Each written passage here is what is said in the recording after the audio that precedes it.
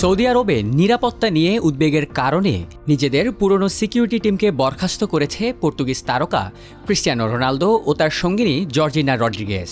এবার নতুন একজন ওয়েল ট্রেন্ড প্রধান বডিগার্ডকে নিয়োগ দিলেন তারা। বর্তমানে সৌদি আরবের রাজধানী রিয়াদে স্ত্রী ও 5 সন্তানকে নিয়ে বসবাস করছেন আল নাসের ক্লাবের এই তারকা ফুটবলার। সম্প্রতি সোশ্যাল মিডিয়ায় একাধিক ভয়াবহ হুমকি পায় তারা। তা নিয়ে পুলিশের শরণাপন্ন হন রোনালদো। তাই তো নিজেদের নিরাপত্তা জোরদার করতে নতুন প্রধান বডিগার্ড নিয়োগ দিলেন রোনালদো। মালয়েশিয়ার পত্রিকা এনএসটি জানিয়েছে 2023 সালে রোনালদোর আল নাসেরে যোগদানের পর থেকে দম্পতির জীবন মোটামুটি শান্তিপূর্ণ ছিল। তারা নিয়মিত সন্তানদের সঙ্গে রিয়াদে হাঁটাহাঁটি ও ঘোরাঘুরি করতেন। তবে সম্প্রতি সোশ্যাল মিডিয়ায় রোনালদো ও জর্জিনার কাছে যেসব ভয়াবহ বার্তা এসেছে তা তাদের পরিবারকে মানসিকভাবে ভীষণ চাপের মধ্যে ফেলেছে এবং এর পরিপ্রেক্ষিতেই এমন পদক্ষেপ নিয়েছেন রোনালদো।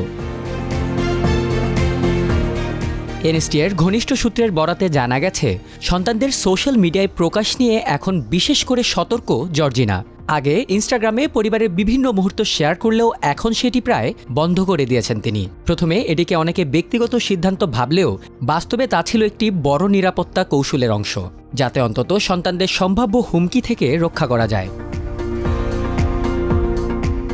স্প্যানিশ সংবাদ মাধ্যম মার্কা জানিয়েছে, নতুন প্রধান বডিগার্ড হিসেবে ক্লাউদিও মিগুয়েল ভাজকে নিয়োগ দিয়েছেন রোনালদো।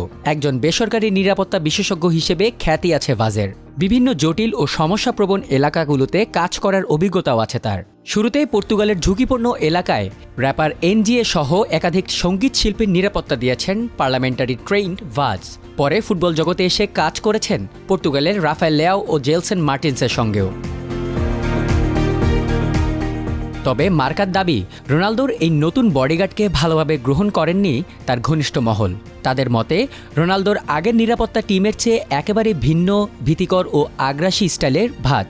রোনালদোর জীবনধারা ও ভাবমূর্তির সঙ্গে যা একেবারেই খাপ খায় না। সম্প্রতি প্যারিস ফ্যাশন উইক সফরের সময় জর্জিনার সঙ্গে ছিলেন নতুন এই বডিগার্ড। তখন সবাইকে জর্জিনার ছবি তোলা থেকে বাধা দিতে দেখা যায় ভাজকে। গাড়ি থেকে নামার সময় সাংবাদিকরা যাতে ছবি তুলতে না পারে তাই তাদের ক্যামেরার দিকে উজ্জ্বল ফ্ল্যাশলাইট ব্যবহার করেন তিনি।